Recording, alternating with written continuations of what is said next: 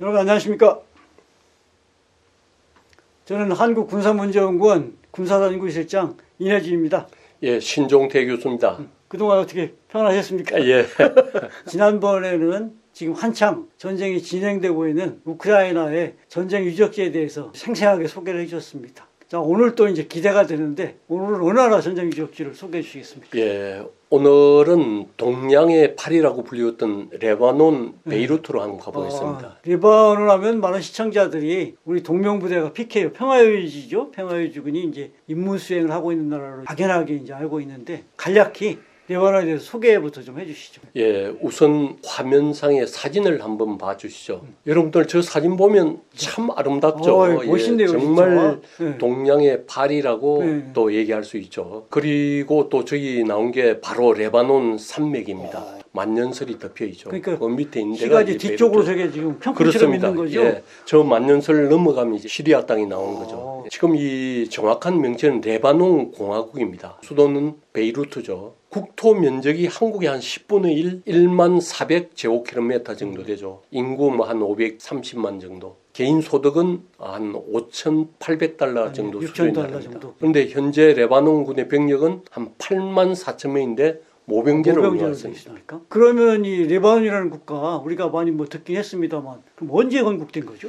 예, 원래 시리아 땅이었죠. 네. 오랫동안 오스만 제국의 지배를 받다가 또 프랑스 지배를 받다가 시리아에서 분리돼서 1943년에 레바논이라는 국가로 이제 독립을 하게 되죠. 그렇지만 2차 세계대전 중에 프랑스 드골 장군이 이 나라를 독립시키면서 이슬람 교도보다 소수파인 기독교 세력에 더 많은 권한을 주면서 내전의 씨앗을 뿌리고 말았던 것이죠. 아니 저희가 보통 중동 하면은 다 이슬람 이렇게 알고 있는데 레바논에도 다양한 종교 민족들이 살고 있었나 보네요. 그렇습니다. 이게 종교가 다양하다 보니까 그 해소책으로 대통령은 기독교인, 총리는 이슬람 수니파, 국회의장은 이슬람 시아파 이런 식으로 권력을 서로 나누어 받게 된 거죠.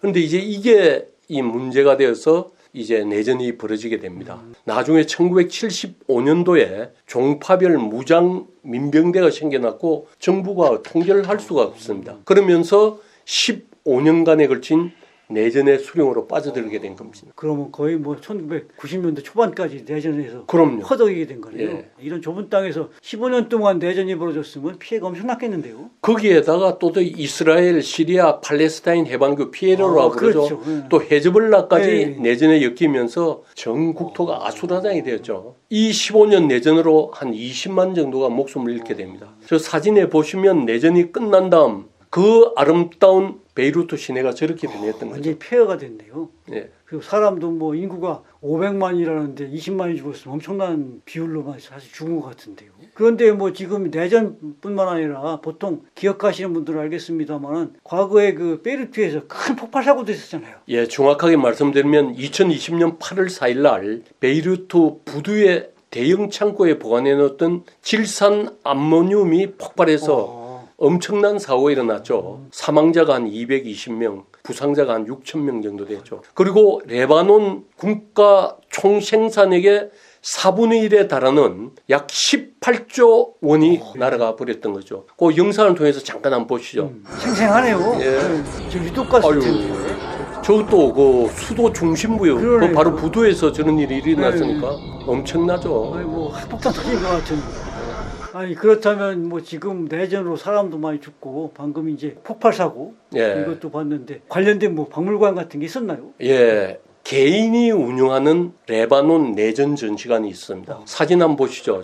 제가 한 1시간 정도 헤맨 끝에 발견했는데 내전 피해가 고스란히 남아있는 저 건물 안에 주로 사진으로 구성된 내전 박물관이 있었습니다. 생생하네요. 저 건물만 봐도. 근데 저 안에 들어가 보려고 그러니까 잠겨 있었죠. 제가 건물을 한번 돌아보니까 뒤편에서 작업하고 있는 인부들이 있었는데 그 중에 한 청년이 저 안에 들어갈 수 있게끔 해줬습니다. 다행히 센스 있게 그 청년이 보고 아마 말을 붙이고 했던 거는 뭐 좀 전시관의 유래를 그 청년이 좀 알고 있었나 보네요. 예, 그렇습니다. 처음에는 이상한 눈초로 쳐다봤죠. 그렇겠죠. 예, 왜 와가지고 엉뚱하게 들어가려고 그러냐. 근데 제가 안에 들어가서 놀란 것은 그 사람 설명이 건물이 한 3층 정도 되는데 완전히 스탈린그라드 도시전 하듯이 1층은 다른 종파, 2층은 다른 종파 한번 뒤섞여 가면서 싸웠던 겁니다. 그런데 그 안에 보니까 방탄벽을 만들어 놨어요. 안에.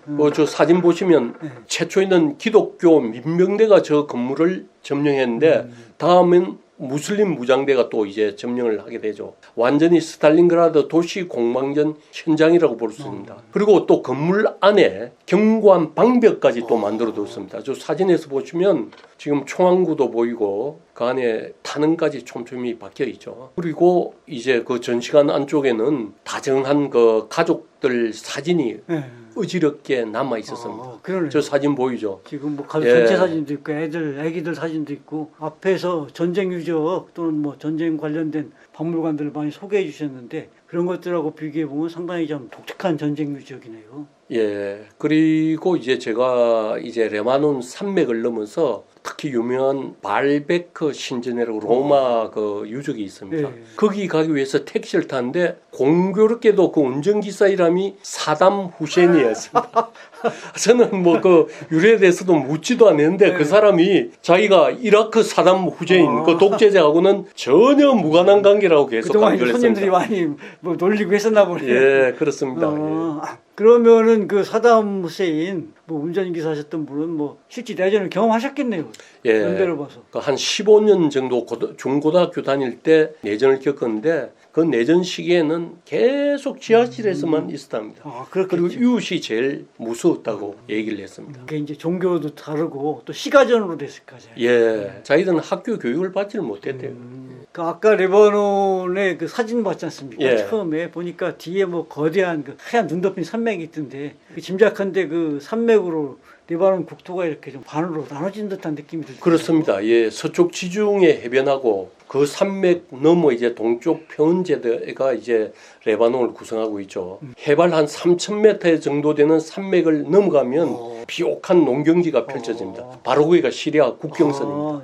지금 사진에 보시는 저게 정상에서 내려가면 백화 계곡이 구름 아래 이제 덮여 있는 거죠. 사진만 봐도 엄청나게 넓어 보이는데요. 예. 근데 백화계곡은 저도 그렇고 아마 중동 전쟁에 대해서 관심 있으신 분들은 좀 많이 들어본 듯한 지명인데요. 그렇습니다. 예, 한 75년부터 2005년 사이에 여러 전쟁이 있을 때 저기서 격전지였죠. 그리고 현재 저곳에는 수십만 명에 달하는 시리아인을 수용하는 유엔 난민촌이 있습니다.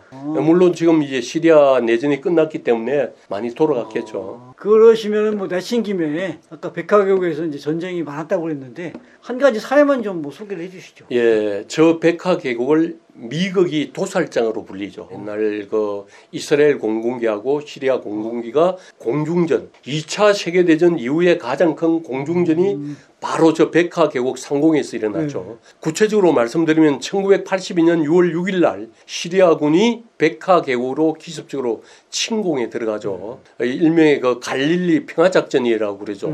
이때 이스라엘 공군은 무인기부터 이제 투입해서 은박지 이런 걸 뿌리면서 시리아군 레이더를 교란시켰죠. 가짜 항적이 뒤엉키다 보니까 시리아군은 대혼란에 빠질 수밖에 없죠. 그리고 F-4D 팸턴기가 정밀 유도 폭탄으로 시리아군 미사일 기지를 초토화시켜 버립니다. 아니 그러면 뭐 시리아군은 공군이 없었나요? 가만히 있지 않았을 것 같은데. 당연하죠. 한 수십 대 정도가 이제 그 시리아 영토에 있는 기지에서 떠오는 거죠.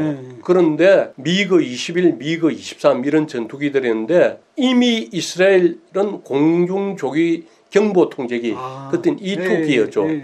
실시간으로 그 항적을 다 보고 있었던 겁니다. 그러다 보니까 이 공중조기 경보 통제기 지원을 받는 이스라엘 공군 F-15, F-16기에 시리아 공군들이 당할 수가 없었죠. 그러면은 뭐 공중전 결과가 뭐 드러나만한 것 같은 생각이 드는데요. 흡사 검토에서 눈 뜬 선수하고 눈 감은 선수의 대결하고 똑같았습니다. 예. 85대의 시리아 공군 미거기가 떨어졌는데 이스라엘 공군은 단 한 대 팸턴기만 떨어졌습니다. 진짜. 이스라엘 공군의 압수로 끝났죠. 지금 사진이 바로 그 이스라엘 조기경보 통제기 E2기입니다. 예. 야, 진짜 큰 그 공중전이 2차 대전 때만 있었는 줄 알았는데 진짜 흥미로운 공중전 사례를 들었는데 아까 그 미국의 도살장이라고 그러시지 않습니까? 예. 그 시리아에서 들으면 좀 기분이 나쁘긴 나빴을 텐데 뭐 할 수 없죠. 뭐. 그러면은 그 밑에 백화계곡 아까 그 위에서 보니까 상당히 그 땅이 넓던데 전경이 뭐 상당히 궁금해지는데요. 예, 뭐가 그 있는지. 레바논 산맥 딱 내려가면 푸르른 농경지가 쫙 펼쳐지죠. 그런데 거기 2000년 전에 로마 제국이 건설했던 군사 도로가 나타납니다. 현재는 그 도로를 확장해서 레바논에서 시리아 수도 다마스커스까지 약 한 4차선으로 연결되어 있죠. 그런데 그 바로 도로 옆에 비닐막으로 둘러친 초라한 난민촌들이 많았습니다. 사진에서 보시면 저 그러네. 난민촌 네, 보이죠. 네. 저런 비닐 천막존이 끝없이 펼쳐져 있는 거죠. 뭐 이분들이 다 시리아 내전 때문에 레바논으로 넘어온 그렇습니다. 난민들이요? 예, 제가 그 국경선 옆 식당에서 식사를 하려고 그러는데 창문 밖에서 어린애들이 창문을 떨어뜨리면서 손을 내미는 겁니다. 돈 달라고. 예. 그런데 그 운전수가 들려주는 얘기가 다 시리아 난민 애들이랍니다. 도대체 어떤 사연? 그 중에 참 기가 막힌 사연을 하나 들려주는데 어머니하고 여자애 둘이 이제 시리아 소도시에 사는데 옛날에 시리아 독재 정권이 그냥 염소가스로 그 아사드. 예, 아사드 정권이 그냥 화학무기로 공격을 했죠. 그래서 그 당시에 이 소녀의 맨 막내 동생이었던 어린애는 그 가스에 죽고 그리고 엄마는 한쪽 시력까지 그냥 그렇죠. 눈이 멀게 가스가 됐답니다. 되니까. 그 상태에서 이제 난민촌으로 온 겁니다. 뭐 살기가 뭐 시리아에서는 힘들었겠죠. 물론. 맞습니다. 네. 이제 한참 농사철에는 이 13살 먹는 애가 이제 허드렛 일 해주면서 거기서 밥을 얻어와서 이제 자기 어머니를 먹이는 겁니다. 그런데 이 13살 먹는 쟤도 곧 시집을 갈 수도 있다는 겁니다. 그래요? 뭐 조선시대도 아니고 13살밖에 안 되는데 예. 왜 그렇게 빨리 가야 되나요? 그거? 쉽게 말하면 난민촌이 너무 무질서한 겁니다. 딸의 안전이 우선 걱정되는 겁니다.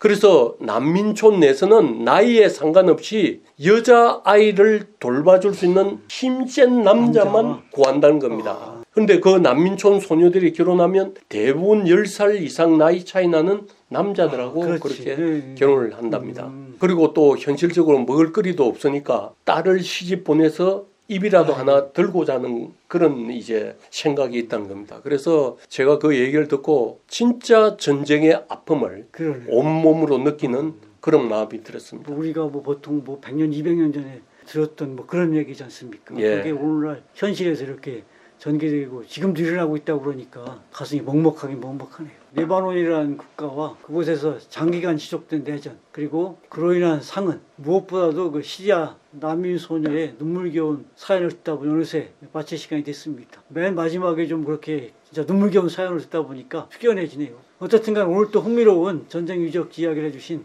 신 교수님께 감사드리고 다음번에 보다 알찬 얘기를 갖고 찾아뵙도록 하겠습니다. 자, 여러분 감사합니다.